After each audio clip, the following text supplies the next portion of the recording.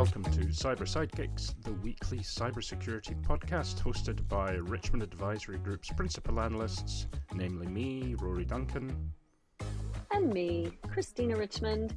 This podcast is your go-to partner for understanding the cybersecurity market, industry trends, and the real-world challenges of protecting organizations today. Hello, Rory. Hello, Christina. We were having How are you over there? Yeah, we were okay. I'm fine. It's still sunny and hot and dusty, but we're due to get rain at the weekend, which is great because everything is dry and crisping up. The yard is looking like the desert. Yeah. Yeah, for you in Edinburgh to have that weather is just unbelievable. And we here in northern Washington, northeastern Washington, have really chilly nights. Probably, I don't know, what is 2 or 3 Celsius, 38 degree Fahrenheit, something like that. Yeah. And chilly. I can't get my plants in the ground, and yours are in the ground and crisping up. Yeah, it's a very strange thing for Scotland, that's for sure. I think something like we've been in Edinburgh, we've been 37 days without rain, which is almost a new record. However, that's going to change. I need to send you some of ours. Hooray. Maybe that's what you're getting in a day or two, because we've had lots of rain.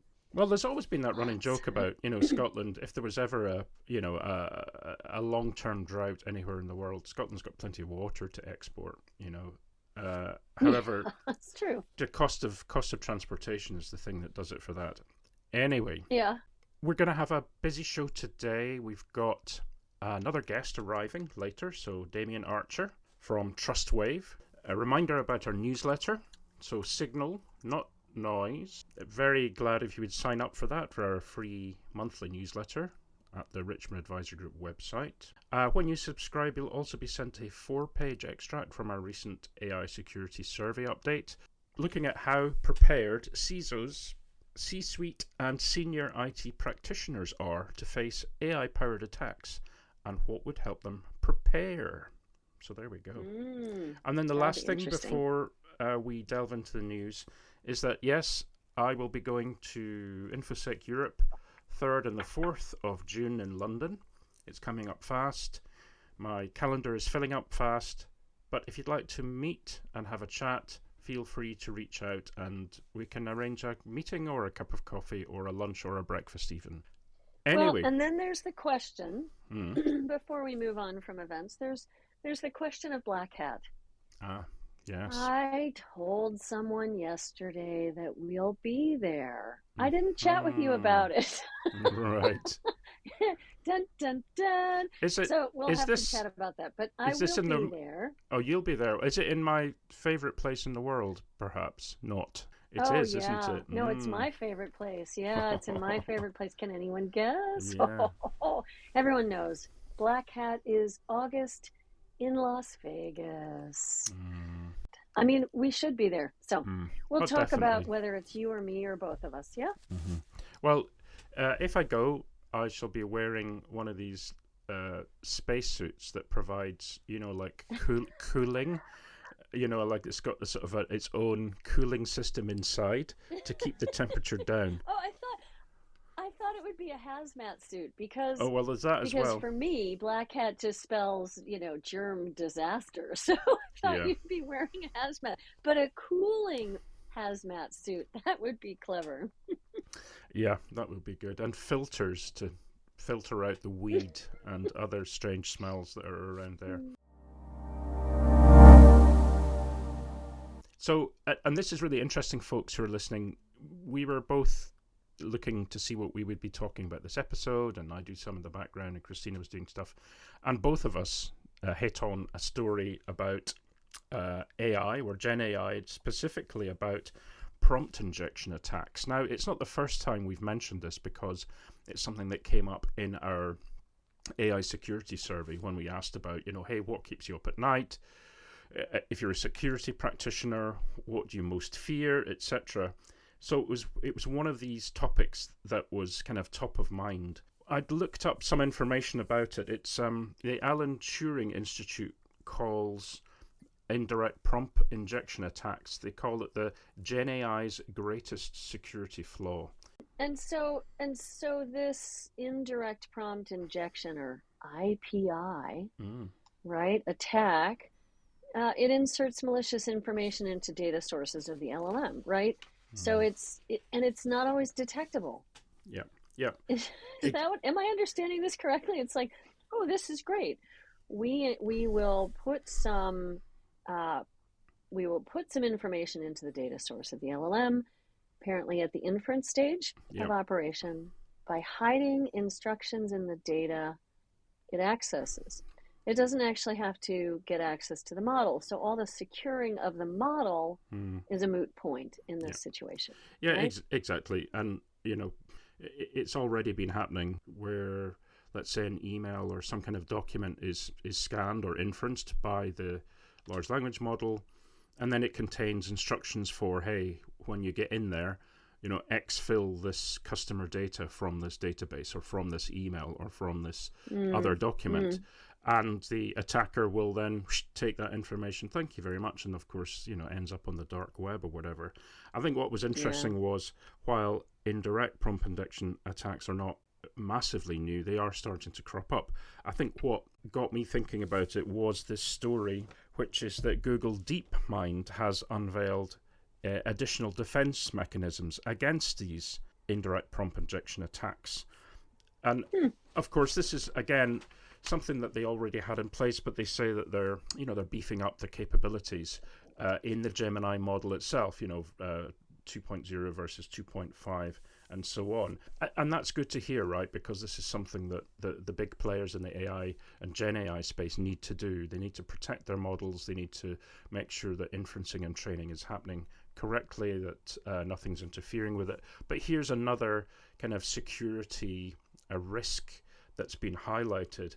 And for me, and Christina, correct me if I'm wrong, but I think when we were at RSAC, we talked to a lot of companies that were, specializing and very, very good at proactive protection, right? So proactive risk assessment, management, and so on, as opposed to reactive. I think the issue with IPI attacks at the moment is the response is primarily reactive. It happens, you react. Some things can be mitigated against, but it's kind of after the fact. And this story prompted the discussion about the adaptive nature of these IPI attacks, right? So the adaptive part is an attacker tries to gain access or exfil data using an IPI attack. Gemini or the other large language model is then trained or inferenced on how to deal with that. But then the attacker just changes their focus or finds out how it does that and takes a different tack. It's that whole kind of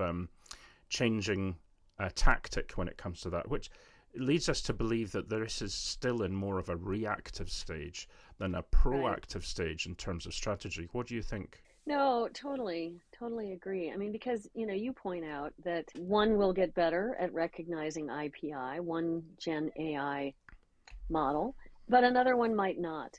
One might be trained for it, but then it is adaptive, so that training is then not useful. How do we get ahead of this? And it seems to me, yes, you have to react, of course, like any security incident or any security issue, vulnerability. But, is there a proactive way to get ahead of it? I think our, red, blue, purple teaming friends will start to be looking at this quite a bit if they haven't already started. And so I think we'll be hearing about this a lot more, Rory. Yeah. And then training, of course, is one of the answers, but we also have seen that training may not be the answer because of the reactive or the adaptive nature. Yeah. And there are some startups out there we've been talking with that do this or do pieces of it, where they look at the knowledge being shared, they determine whether that knowledge is sensitive, critical to your business with the company, with the client's help, of course, and then automate or help direct towards a policy implementation that is identity and data specific, so that you're cordoning off this knowledge that is the most important knowledge to your company. So there's one that does that we've talked to recently called Gnostic.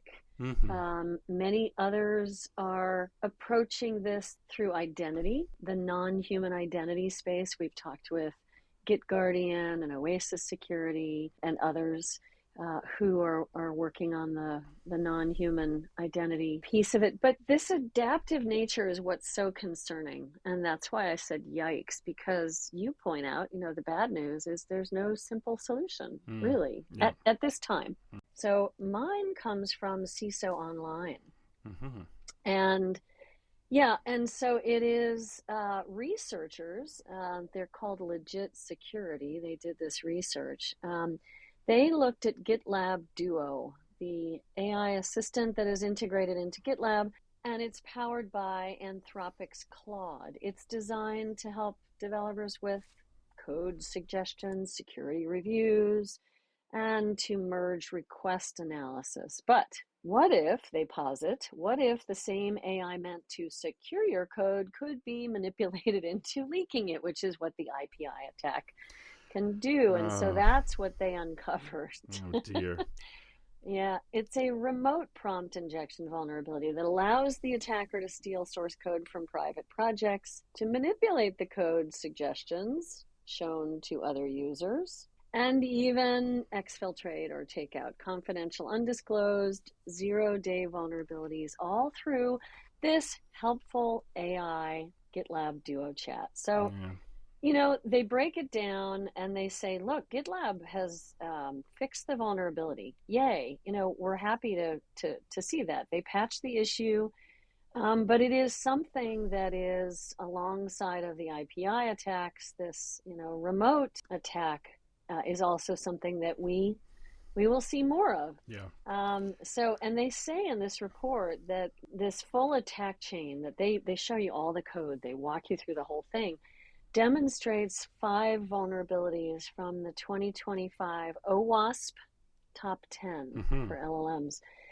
So just another thing for us to be covering another thing for our listeners to be thinking about. As if they didn't have enough. Yeah. Well, geez, I know. This week's special guest is Damian Archer, Vice President Americas for the Consulting and Professional Services team at Trustwave. Hi, Damian. Thanks for coming on the show. Hey, great to speak to you both. I appreciate you making time to have me as a guest. Looking forward to the conversation. Well, and we got to meet you in person at RSA, and that was lovely, but very loud. We were in a restaurant that was terrible. We couldn't hear one another. Loud. So really, really loud. So great to be able to chat again, Damian. So we always start with some easy softball questions, if you will. What keeps you up at night? What are you focused on? What do you think about when you're doing your day-to-day of consulting and professional services for Trustwave? Yes, well, I think most people would answer this question and talk about things like ransomware breaches, O-Day attacks. But I think for me right now, it's a bit more about culture, burnout. I think in the security industry, we've spent the last 20 years focused on telemetry, giving people more information. And even with the advent of AI, we're still a people-driven industry. We rely on talented individuals to do incredible work.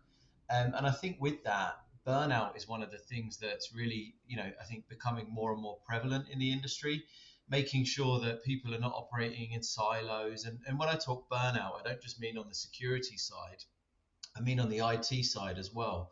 I think in some organizations, we see partnerships that have been created where it's security butting heads with IT, and that creates burnout and difficulties on both sides of the equation. So when it comes to what keeps me up at night, it's those types of things, those people-driven issues that tend to create gaps in security programs just because people are overworked, they're underappreciated, their incentives might not necessarily be aligned to those of the business. They're being asked to do more with less. So I think, the current state of the industry, those are the types of things that certainly concern me at the moment when it comes to, some of the significant things we see. And I would couple that with, the shortage that seems to get consistently reported. I think the cybersecurity talent shortage, I think it is real. But again, in the industry, I think we've created a bit of a scenario for ourselves where we don't necessarily welcome junior folks and we don't necessarily invest in those folks as much as we should. which then amplifies that burnout situation where we're just looking for ultra experienced people to do very, very difficult work without having the juniors and the trainees and helping upskill staff to support those people long term. So those are the kind of things that are top of mind for me at the moment, and I think in the industry more generally as well. I think definitely that's a very good point. Certainly, I know in the UK there've been a lot of discussion about that recently. The UK's ability and across Europe to compete. A lot of the experienced IT folk are getting older, right? It's the flip side of experience, right? You get older and you get more burnt out. So a lot of folk are retiring, and it's that kind of first generation of folk who were in the IT industry when it became, the PC, and where personal computing started, where software became the driving force and so on. And you're right, the expectations for a graduate to go into something like AI or cybersecurity is very, very difficult for them to achieve. On the other side, there's of course what happens in education. How are we then trying to skill folk up? And I know, even though there were quite a few young folk I saw at RSIC, a lot of them said to me, hey, how do we get into the industry? So what do you guys at Trustwave do to kind of encourage new talent? Yeah, it's a really good question. And I think one of the things that we try and focus on is outlining and highlighting the kind of mindset of people as opposed to the certifications and the qualifications. I think it's important that as we look for junior folks, we're looking for people that have that inquisitive mindset. And I think it's something that I've always been focused on throughout in my career, is when we interview, when we start to bringing the people on the more junior side of the spectrum, we interview them in a way that is inclusive, and that is in a way that will highlight the right skills and give them the ability to demonstrate their problem solving skills. Because I think from a cybersecurity point of view, if we're just looking at people who can read playbooks and follow processes blindly, you tend to not it's more difficult to keep pace with what the bad guys are doing, because they don't really do those things, right? They're not focused on playbooks for the most part. They can be inventive. They don't have a code of ethics that they need to follow. So if we're hiring people who just adhere to process and read single pane of glass type tools, I think you can inadvertently create some gaps. So it's all about hiring in and identifying the right mindset for me. And we do that in a number of ways. I think doing that in a way that is inclusive and allows people with non-traditional backgrounds to get into the industry definitely helps us holistically in improving security posture for organizations. So I led the incident readiness and response marketscape for IDC for several years, and also led the MSS and MDR studies. And one of the questions that I thought was great that IDC would ask would be about the human aspect of the business. How were the vendors or the service providers bringing in new talent? And one of the things I would give extra marks for was that, bringing in and training up the junior folks. And some would say that there is no skill shortage. I mean, I agree with you, there is a skill shortage, but it is also our perspective. And we go after those graybeards and not the junior folks, because it is a lot of work to train the junior folks. They don't have the skill set out of the box. They don't have the number of years to really understand the underpinnings of working in a SOC or to be leading an incident. But if we don't start replacing ourselves with the junior analysts, we will find ourselves in even a worse state than we've been. So enter agentic AI, or the types of AI laborers that are showing up on the market today. What do you think about those, Damian? And how does that help us maybe level up a junior analyst or a junior consultant more quickly? Yeah, I think most organizations, I think if you cast your mind back to 2023, when, ChatGPT hit the scene and everybody was going somewhat crazy, there was a huge hype curve around it, the fastest platform to 1 million users in history, all of those things, all of those headline grabbing things that happened back then when it first came out. amazing, phenomenal. And I think, it absolutely has a place in everything that we do. Since that, I think organizations have started to adopt a bit more of a pragmatic approach around artificial intelligence, whether that's the LLMs, whether it's agentic AI, but focusing on the right use cases instead of throwing everything into AI without a second thought is what we're starting to see. So when it comes to training those junior people, I think AI has a really, really good opportunity to do that. I think it complements the workloads. And as long as we continue to use it as something that complements what people are doing, we'll be in a good situation. Obviously, replacing junior folks with AI, suddenly in a 6 months, 18 months time, your pipeline of experienced employees becomes very much dry. And I think you end up in this situation where we just amplify the skill set shortage even more, because we don't have those entry level programs anymore because they're completely covered by AI. So those entry level people never get the chance to train to become mid-tip and eventually are experts. So there's definitely a danger with replacing those junior folks with AI, but I think complementing the junior folks and giving them the tools so they can accelerate their learning is the right way to go, is my opinion. I also, sorry, Rory, I also loved, Damian, how you brought in these different backgrounds. And that is something that I've seen in talking with, and I'm sure, Rory, you've seen it as well, in talking with many different vendors and service providers, that sometimes someone who's a threat researcher will come out of a BA or a BS background, not a CS background. They'll come out of, like, I studied philosophy or theater, and now they're a threat researcher because they are looking at things from a different perspective. They bring a different benefit to that threat research or threat intelligence program. So I really liked that you said that. Yeah, I think the diverse backgrounds of education allow us to accelerate our learning in how other people and other industries accomplish common goals. And business analysts, data scientists, all of those type of people. There's plenty of room for those skill sets in the cybersecurity arena, and I think we tend to celebrate those far more than we used to. Because cybersecurity has been an emerging industry for the last 30 years, I think we've allowed that diverse background of people to be involved in the community. And we still allow that now. Obviously, there are degrees, there are programs, there's certifications far more now available than there were even 10 years ago. But because we've also always had that openness as an industry, that anybody with an interest, a passion, enthusiasm, and the right mindset can be part of the community in the industry, that still resonates now. And I think that's why we attract these diverse skill sets, which allow us to do things slightly differently and solve problems in novel and interesting ways. And it's part of what I love about the industry, right?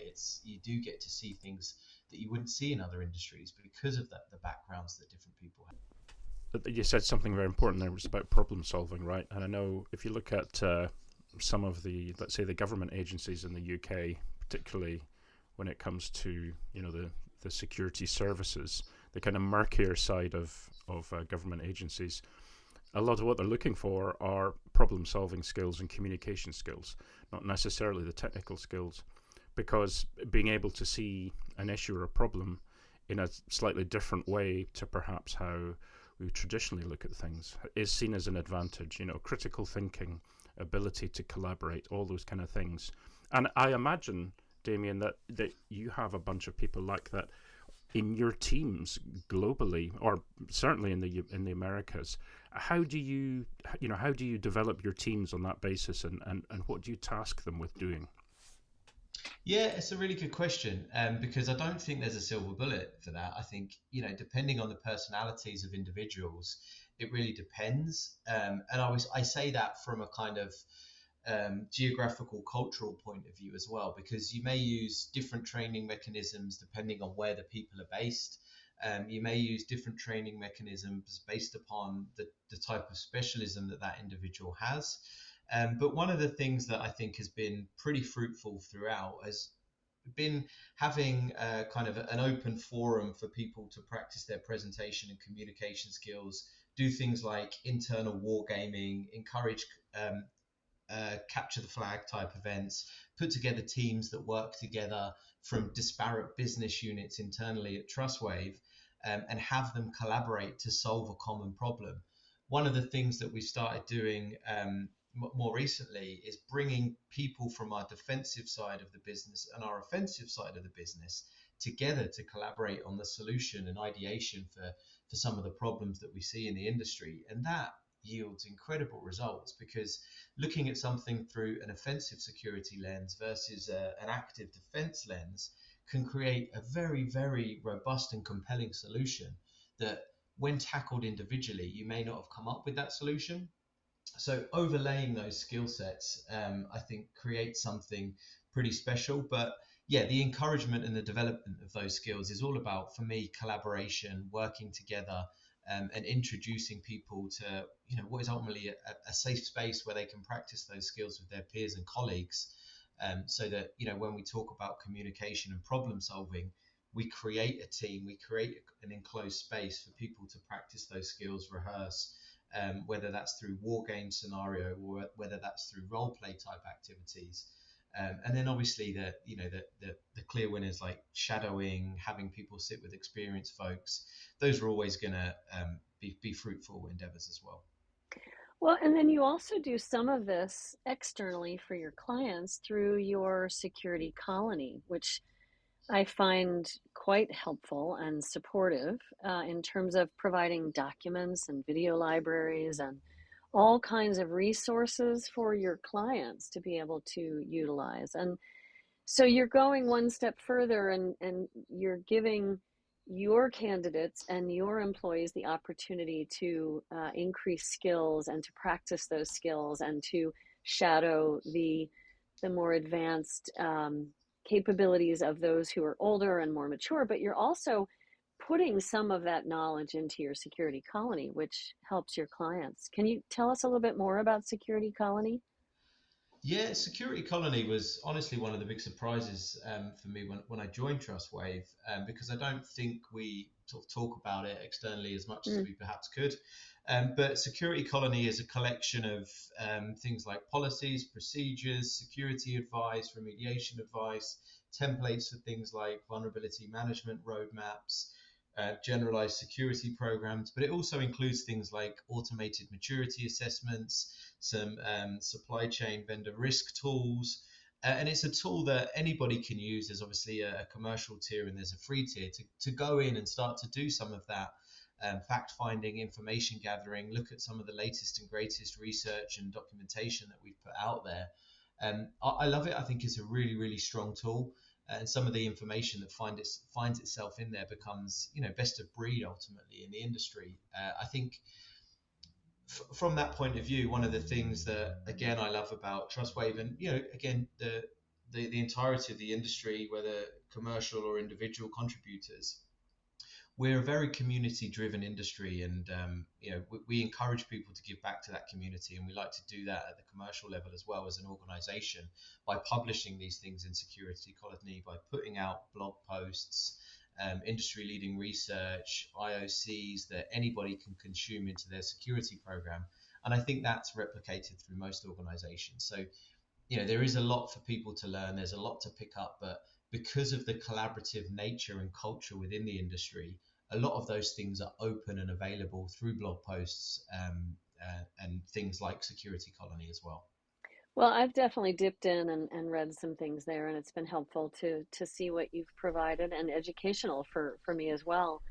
While we have you, I wanted to also ask you about the state of incident response, which is under your purview. And I lived through and I'm sure you did too, through the years when incidents were just escalating at a ridiculous pace, and the cost of responding was escalating at a ridiculous pace.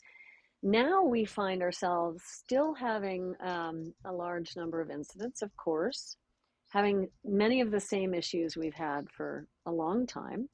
But we have this relationship with insurance providers that now start to dictate when and how you can respond and how much money can exchange hands. And so a lot of the companies I saw, 5, 6, 7 years ago, that were creating these best of breed incident response capabilities, incident readiness capabilities as well, have had to kind of downsize some of their incident response teams because the money is not there. Now, that's in one way, that's a good thing, but in another way, I find the insurance prescriptiveness to be limiting. So I just wanted to see what your thoughts were on where we are with incident response. Yeah, I mean, incident response is never going to go away. Obviously, No. cyber insurance has had a massive, massive impact on that part of the industry. And I think, generally speaking, I think it's positive. Tends to really depend upon how that insurance is underwritten. If that insurance is deemed as, a get out of jail card, then yeah, it could be potentially problematic. But sometimes I think, or more recently, we're starting to see insurance companies focus on security hygiene. So ensuring that organizations have got the right baseline of security. They've got externally facing MFA. They've got, they've had an external penetration test. They've got backups. They've got an incident response backup plan. They're doing all those kind of basic security fundamentals, and they have to, or originally it was just a checkbox questionnaire, but now they have to kind of start to prove those things. And some of the insurance companies have people on their team that go through and they review those things and give recommendations. So I think that is a good thing. I think that forces organizations to actually have the bare bones of a security program. And I think that is probably having an impact on the number of incidents, because some of those low-hanging fruit type vulnerabilities are now remediated because the insurance requires that remediation before the policy even becomes active. So yeah, I think generally IR has moved into I think we see a lot more proactive IR than react. Well, not more, but proactive IR is delivered far more than it was 5-10 years ago. And by proactive IR, Indeed. I mean going in, helping organizations with tabletops and those types of areas. And I think cyber insurance is also forcing that as a function as well. Yeah, and I've always beaten the drum on that, tabletops and readiness being critical. I think what you described as the insurance providers used to have a tick the box exercise about basic hygiene, security program hygiene, is true, and there's a bit of a black box there. And so, I'm eagerly awaiting a launch of a company that, it's still in stealth, that may help with that visualization from user to vendor, service provider, out to broker, and out to insurance provider. And I think there's so much potential there. There's so much opportunity to show the steps that a company is going through to do that basic hygiene, to make sure they're being proactive in their incident knowledge before it becomes a true breach. So yeah, good point on that. What else is top of mind for you, Damian? This is great. I'm having a blast chatting with you about all of this. You talked about the shortage, the skill shortage, but on a day-to-day basis, are you seeing a lot more penetration testing or red teaming? Are you seeing more proactive assessment of the security program? What are you seeing? Yeah, I think there's kind of two swim lanes in what we see. We see a number of product companies who are looking for more assurance on their product. So it tends to be kind of things like code review, making sure that SDLC is okay, threat modeling, abuse case analysis, all of those kind of core product security type activities that are carried out.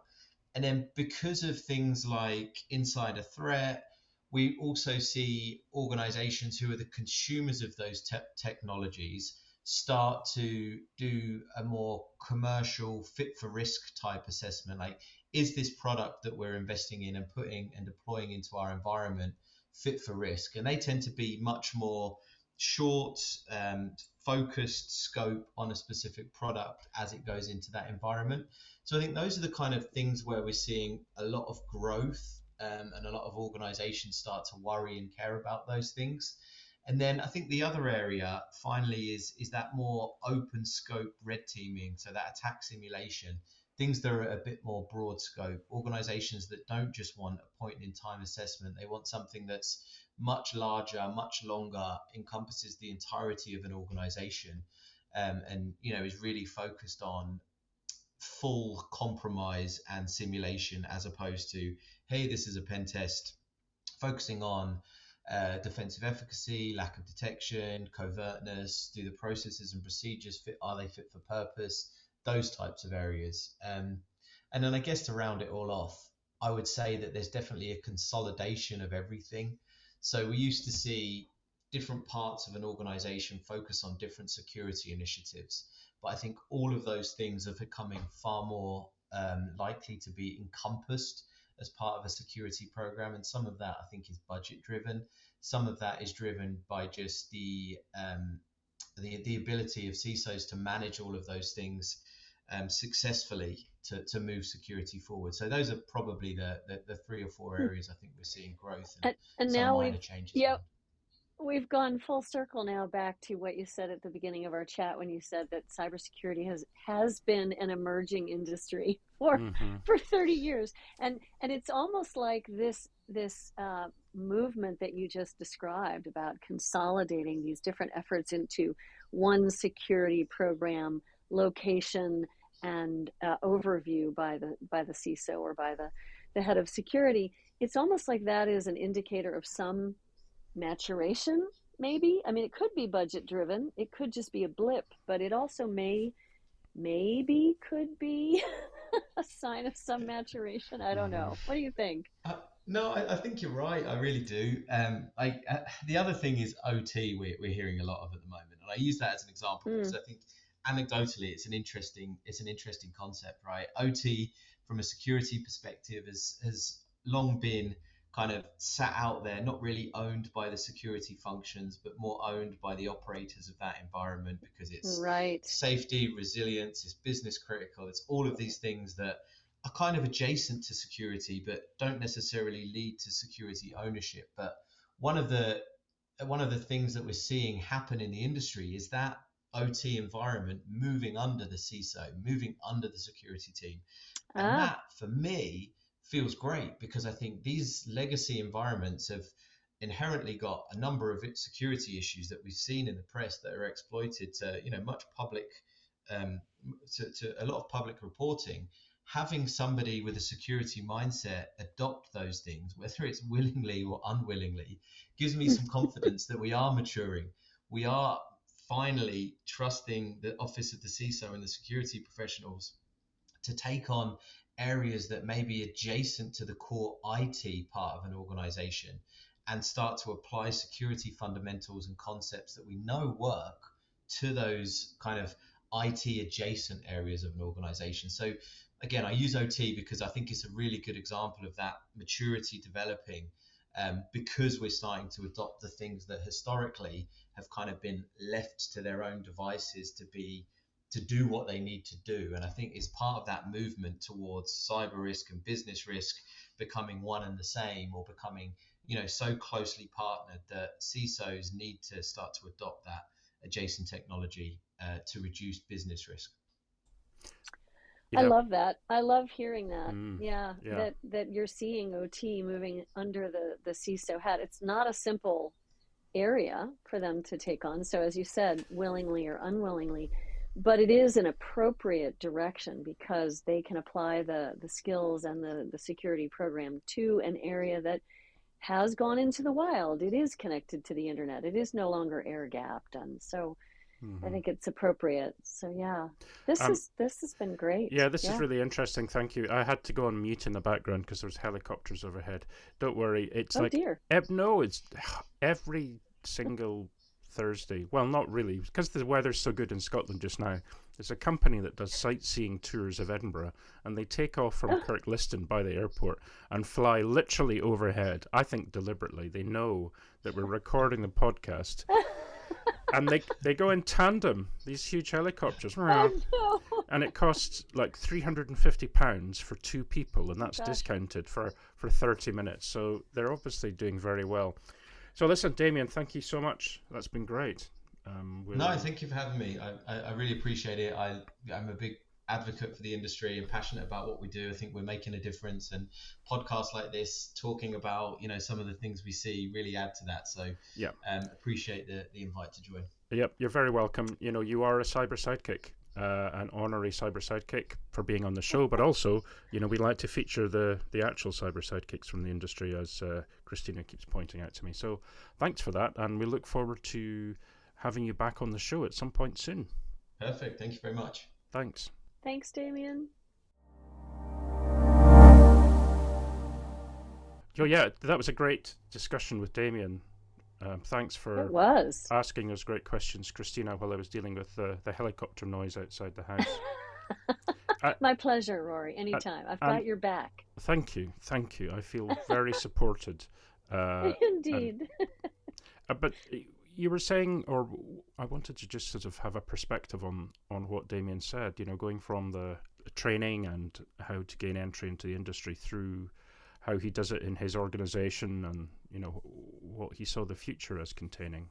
Yeah, this is my old bailiwick. It's the old stomping ground for me at IDC, was covering all the services in cybersecurity. And of course, I had to know all the products as well. And the team that I worked with there had to know services and the underlying products. But, it's a fascinating thing to look at service providers and how they, first of all, find their own talent, how they help augment either through staff augmentation or through training, professional services, SOC services, threat intelligence and research services, how they augment their clients' staff. There's a lot of nuance there, and I loved hearing what Damian was saying about skilling up the junior analysts and how agentic AI shouldn't be meant to replace, but to be complementary. I would 100% agree with that. I loved what he was saying about incident response and how, there may be a bit of a signal with the cyber insurers being more prescriptive that there is a maturation at play there. There certainly is to a certain degree. And then the other part of it that I found fascinating was that OT, they are seeing it. Trustwave, OT is now beginning to or continuing to be owned by the CISO office, which is hard. It's hard because manufacturing, critical infrastructure, utilities, you name the operational technology environment, it's a very different environment than our typical digital environment. There's the physical and the digital security required. I have seen also a lot of physical security come into the CISO office, and it's a whole different skill set. We should close this out because we're going super long. I think we've recorded something like 3 hours and 26 minutes or something like that. Well, the magic AI, agentic AI gremlins will edit it down to 30 or 40 minutes. That's right. Hey, wouldn't that be good? So we can get an agent that would just edit the podcast. Wouldn't it? No, and for folks listening, that magic gremlin is Rory. Thank you, Rory. Oh, that's sort of a compliment and an insult in one thing. Magic, yay, gremlin. Oh, okay. Well, yeah, that's called a left-handed compliment. I don't mind. You're so kind. Magic gremlin. So yeah, thanks folks again for our loyal listeners for listening in. Appreciate you giving us the feedback and the comments that you have, and we look forward to speaking with you next week. And in fact, next week's special guest, I think to be confirmed, I'm not entirely sure, will be Curtis Shelton, principal AI. Oh, yes, to be confirmed. So he is a principal AI researcher at NetSpy. Fine. Right. And in the meantime, if you'd like to leave us a message, maybe some feedback and suggestions, you could send us an email. I'll put the details in the show notes. But also we have the ability to receive voice messages or voicemail through SpeakPipe. So if you go to speakpipe.com/cyber_sidekicks, you can leave us a not spicy email or voicemail. Up to 90 seconds max. You'll see the details about how you can access this in the show notes again. Let's call it a day there. Thanks all. Hope that you can tune in next week. Thank you so much. Bye-bye. Yes, come join us again next week. Bye-bye. Bye.